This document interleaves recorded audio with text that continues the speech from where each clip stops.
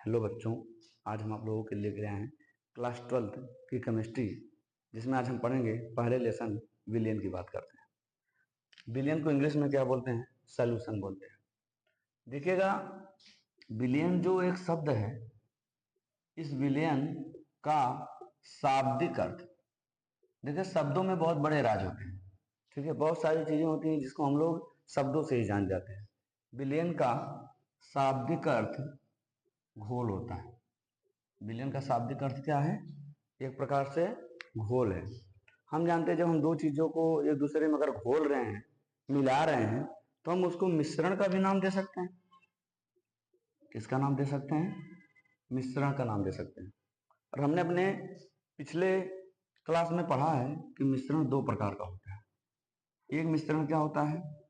समांगी मिश्रण, और एक मिश्रण क्या होता है? विषमांगी मिश्रण। और आपको पिछले क्लास में बताया भी गया है कि जिसके अवयव को हम नहीं देख सकते, हम अपनी नग्न आंखों से नहीं देख सकते, अवयव को नग्न आंखों से नहीं देख सकते, नग्न आंखों से नहीं देख सकते, उसी को हम लोग कैसा मिश्रण बोलते हैं? समांगी मिश्रण। और विषमांगी क्या होता है? जिसको नग्न आंखों से, जिसके अवयव को हम नग्न आंख से क्या करते हैं? नग्न आंख से देख सकते हैं, उसे हम लोग क्या बोलते हैं?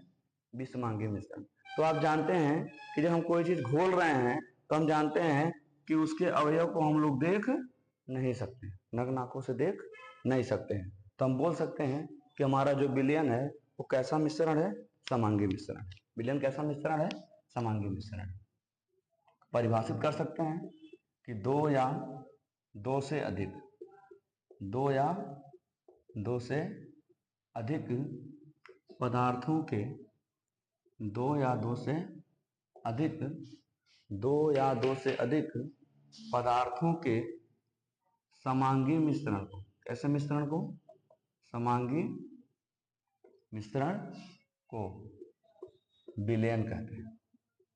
दो या दो से अधिक पदार्थों के समांगी मिश्रण को हम लोग क्या बोलते हैं? विलयन बोलते हैं।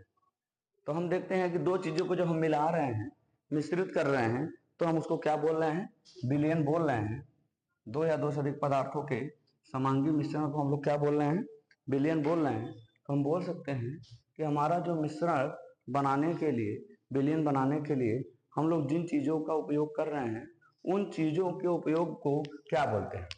उनको बोलते हैं हम लोग घटक, कंपोनेंट। क्या बोलते हैं?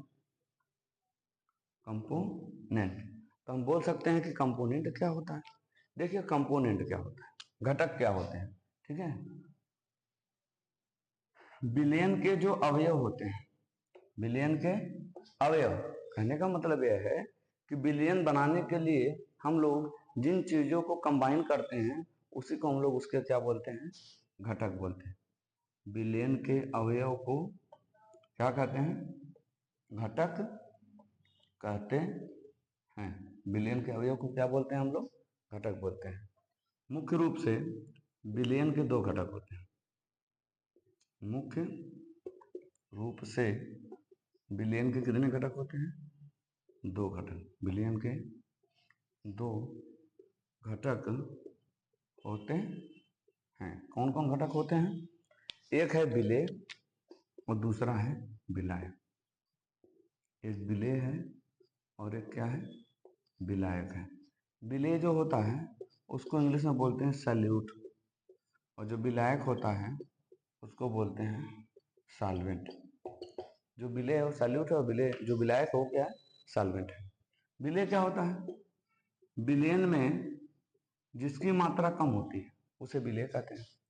विलयन में जिस घटक की मात्रा कम होती है, जिस घटक की मात्रा क्या होती है?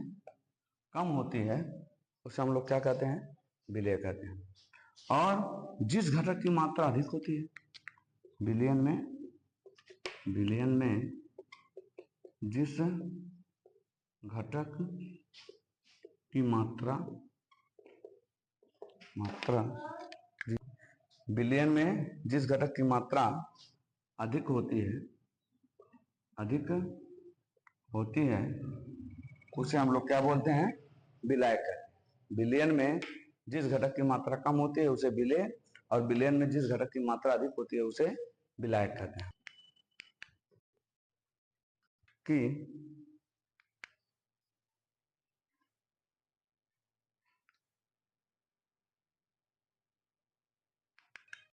दूसरे रूप में अगर परिभाषित करना रहे तो हम कह सकते हैं विलेय और विलायक को, विलयन के जिस घटक की प्रावस्था विलयन जैसी होती है, विलयन के जिस घटक की प्रावस्था विलयन जैसी होती है उसे विलायक कहते हैं, उसे विलायक कहते हैं। तथा दूसरे घटक को तथा दूसरे घटक को विलेय कहते हैं। ये किस तरह से परिभाषित कर सकते हैं?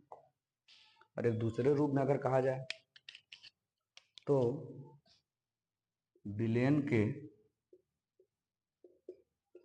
जिस घटक के अणु घुलते हैं उसे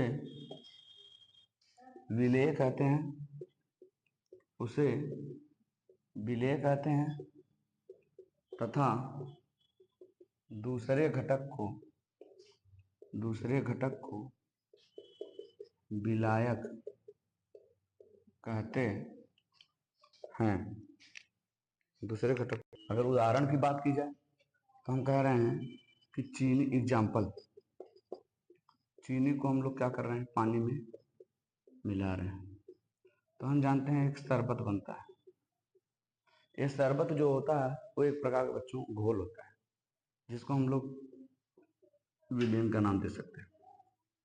और हम जानते हैं कि चीनी कम होती है, इसलिए चीनी क्या है, परिभाषा के हिसाब से विलेय है।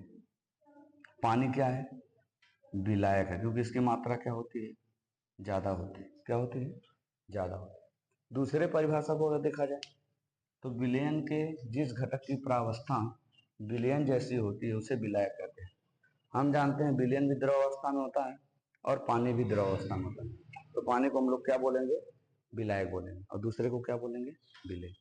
दूसरी परिभाषा बात की जाए कि जिस घटक के अणु घुलते हैं, चीनी पानी में से कौन घुलता है, चीनी, तो चीनी को हम लोग क्या कहेंगे, विलेय, और दूसरे को क्या कहेंगे हम लोग, विलायक।